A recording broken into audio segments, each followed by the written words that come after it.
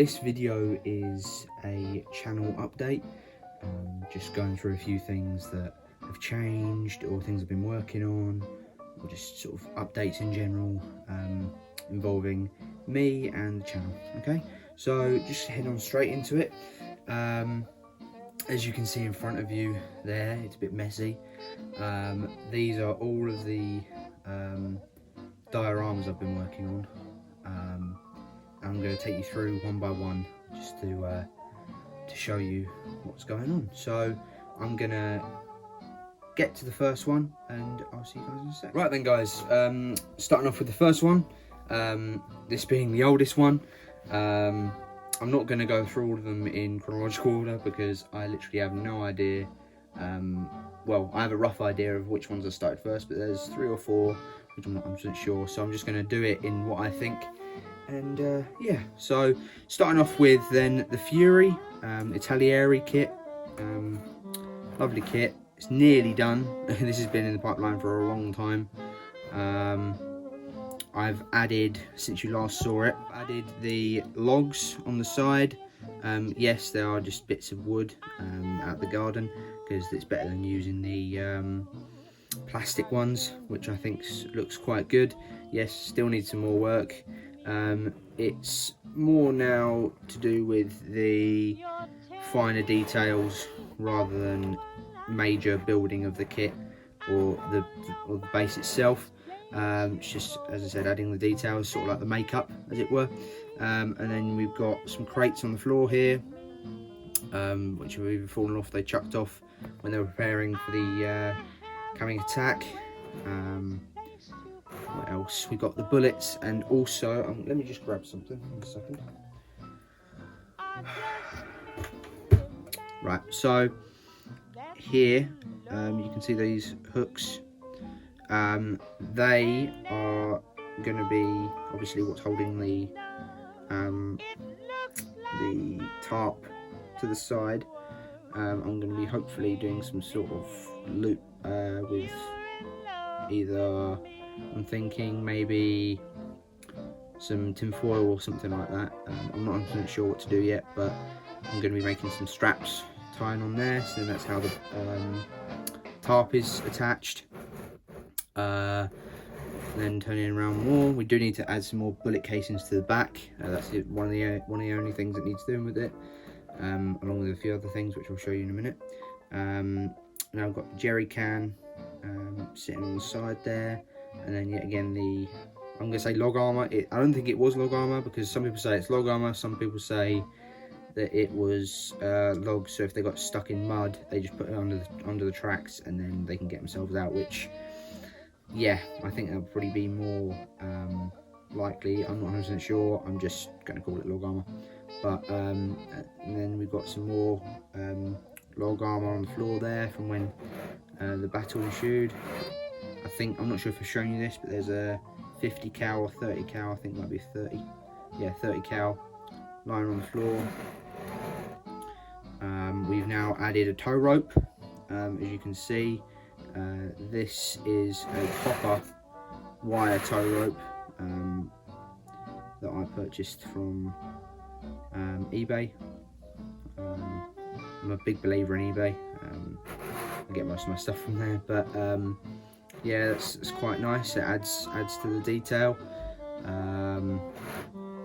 And I think since I last showed you, we've muddied up the tracks. It's all been painted now with the mud, and now that bit of track's glued down. Yes, the kit itself isn't glued down yet, because I wasn't thinking, for ease of transportation, if I take it to any shows, I thought not to glue it down, as I said, just for ease of transportation. I think that is it, and obviously you've got the hooks on the other side where the other tarp was, and also you've got a American helmet on the back there. That's just held on as a helmet strap. It is a bit of tinfoil cut to size and painted. But that is dangling off, but that's just easily repairable. So yeah, I think that looks pretty good. So I'll get to the second one then. The next project we've got is this little diorama, which is a Tamiya 1/35 scale 3-ton truck and pack 40, which is, I'd say, every kit by Tamiya that I've ever done, and I haven't done many, but every kit that I've done from Tamiya have been amazing. They just literally fall together. Everyone says they do. I can't stress how good their kits are. So, as I said, this is the 3-ton truck, the Opel Blitz, I think they're called, German 3-ton truck. And the idea is, I'll just turn around and show you. The idea is that I've got one guy here, grab my little knife again, one guy here sitting in the sort of leaning out the cab, having a cigarette, and I've got these figures from Tamiya, sort of the German soldiers at rest, and the idea is that I'm going to have him sitting at the back, and then I'll just quickly map out how it's going to be. Him who's eating his lunch or dinner, he's going to be standing next to him. Actually, either that or he's going to be standing there. And I've also got him, he's holding bread, so I think he will be standing there because he's cutting bread, so it makes more sense. And then there's one other figure that came in the kit, but I'm not going to I'm not sure whether I'm going to be using him because it just didn't look right. He's just sitting down with his cigarette pack, like he's offering someone a cigarette, but I couldn't really fit him in anywhere. I haven't got enough figures, so I think I might buy 1 or 2 more figures, and then maybe I'll add him, but I'm not sure. So yeah, so that's the idea with this. And obviously I've got some just turn around. I've got some brass shell. I've just got some brass shells to go on the floor here by the crate, and they're going to be lined up, so it's sort of they're ready to push back and attack if anything does come.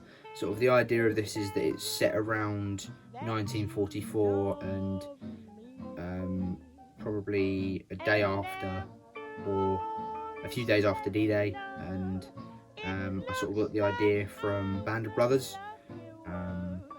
There's a scene in one of the episodes of Band of Brothers where that is that their whole battalion is walking across in like a line formation across a field, and you just see the one company, which is obviously Easy Company, which is what it's based around, and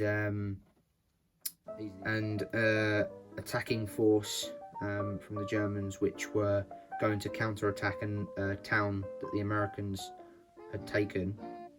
They ran into them, and it was sort of 2 lines of hedges, 2 hedgerows, and the Americans were hiding in one and the Germans were hiding in the other. So I just sort of thought about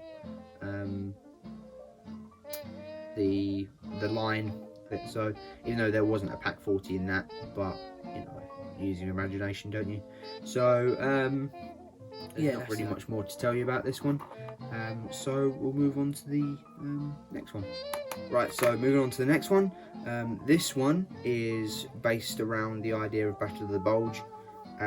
This is a 172nd or 176th. It's either 172nd or 176th. I think it's 176th.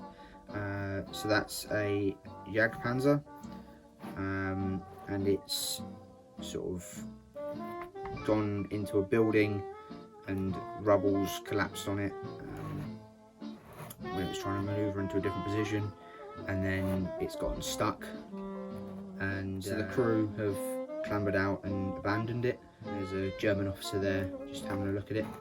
I'm pretty happy with this. It was more of one of those little dioramas that I did, just, well, it's more of a vignette really, but it's just little projects I did just for the sake of doing it, because I had it and there was nothing happening with it. It was just stuck in a drawer, half built, so I thought I'd do something with it. So I think this has come out pretty nice, all things considered. Originally I wasn't going to add the snow, and then a friend of mine suggested it, so I gave it a shot. Yeah, I don't think it's come out too bad.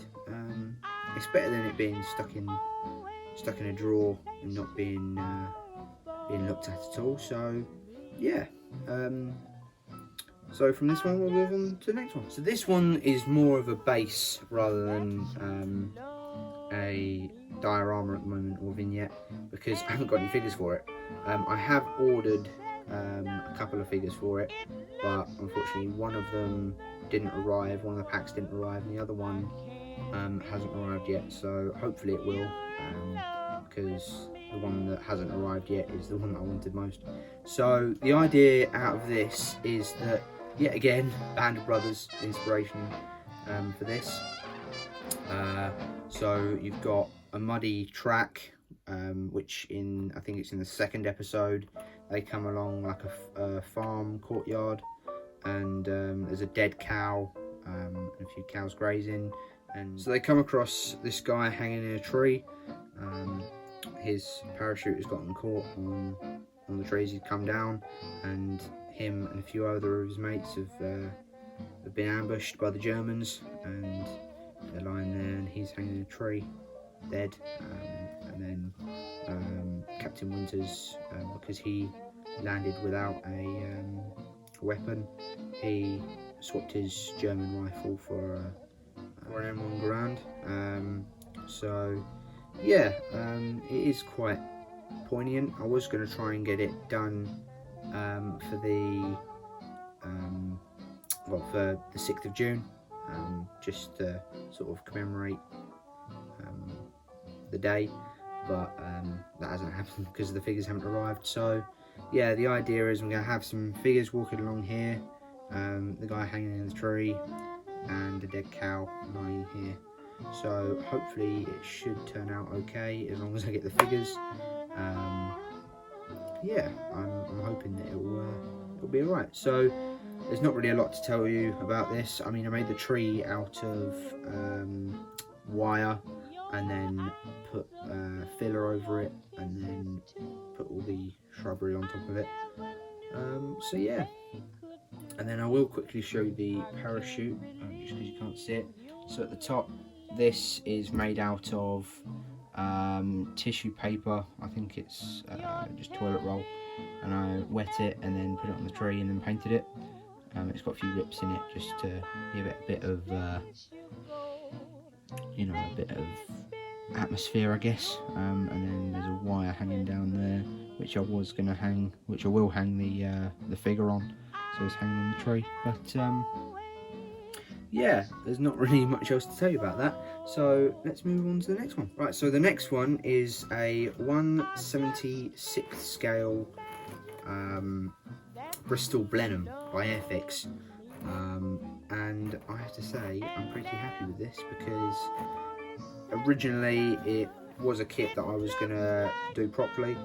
I was going to make it really nice and have it with the landing gear down, and just not do a vignette or diorama with it. But unfortunately, I accidentally dropped it, so one of the propellers fell off and I couldn't find it. So I've sort of made it so it's a crashed aircraft, and yeah, I think it looks alright. I mean, it's not finished yet. I've still got to add the grass, and it's pretty much done, along with a few little details which I might add. But yeah, so I've got the smashed glass here, which looks okay. I mean, it indicates smashed glass. I mean, because it's plastic, I couldn't really get it right, but I think it looks okay. I might work on it a little bit more. And then wings ripped off, like it's hit a tree or something. But then if it hits a tree, depends on what speed it's going, it might swing round, but I don't really know the technicality behind it at the moment, but I just thought it looked cool. And then we've got the decals on that side that I've weathered up. I've used florist's wire as like rodding, rods or wires coming out of the wing where the flaps and all mechanical bits of the inside the wing. So that sort of indicates that there were wires and rods for the flaps. And then you've got some shrapnel or bullet holes in the tail, which indicates that it had someone had a fighter on its tail, or it was being fired at by anti-aircraft. And then you've got the tip of this wing, so it's like it's just ripped off further along, and it's crashed here, and the tip of the wing's sort of skidded to a stop right next to it, and then the propeller's bent over, so it's been spinning when it hit the ground, so that indicates why that's all bent over. And one thing I did like adding to it, which I'm not sure if you're going to actually be able to pick up and spin around, because it's this side. I'm just going to show you. So just a bit of a close-up. This is a little detail I added of the gunner, and you can see him lying in there, and he's got some blood on his vest, and it sort of indicates that a fighter came along and strafed the aircraft and it killed him. I might add another bullet hole sort of lower down, so it hit the fuselage of the aircraft first, and then sort of as he passed it, smashed the glass and killed him. But yeah, I don't think that looks half bad. So yeah, going from this one straight on to... Okay, so last but not least, this is another little project that I wanted to do. It's a trench scene. I got inspired by Pinterest, a few pictures on Pinterest of someone else's diorama, and this will be a German trench scene, First World War, and yeah, I really enjoyed building it. Yet again, it's one of those ones where I had the idea and sort of built the whole thing first without having any figures. So I have scaled it with the figures from my Pack 40 and 3-ton truck dio, so it is in scale, so I think it doesn't look half bad. I've used, I think it's like lollipop sticks, or I think they are coffee stirrers for the walls. I've just cut them up and glued them on, and if I can show you, get some better light in there, you can see there's wood along those walls inside the dugout there. They are bits of cut up matchstick that I cut up and glued in there, and I have also added some water effects, as you can see, and I think it doesn't look half bad. I have done some sort of weathering, and I think the mud looks really effective. So yeah, once I get those figures, it should be quite nice. So yeah, I'll move on to giving you a bit of news and update. So I've just got a few things to tell you about, to the railway side of the channel. There's two main things really. The first one is that I have now set up my own company for model railway loco service, restoration and repair. So it's called AJB Model Railway Services. I don't have a website at the moment, but I do have a page on Instagram. Just type in AJB Model Railway Services and it should come up. It's a shed code, like a sort of shed code plate with AJB Model Railway Services in it. So yeah, if any of you have any locos that you want restoring or servicing, or any work done on, then just drop me a message and we can have a look for you. The second thing is to do with the railways is that I am now planning and building a end-to-end exhibition layout. I'm not sure on a name yet, but I wanted to do one for a while, and there will be a video coming up of that shortly. So yeah, I will be dropping some pictures in of that layout probably after this. So yeah, thank you guys for watching. Please do like, comment and subscribe. I'm sorry if this has been a bit of a mess. I've just not really been in the mood to do many videos lately, so if it is a bit patchy and messy, I do apologise, but hopefully we will be getting there soon, and I will be improving my videoing capabilities, as it were. So yeah, I'll speak to you guys later. Keep modelling. Have a good one. Bye bye.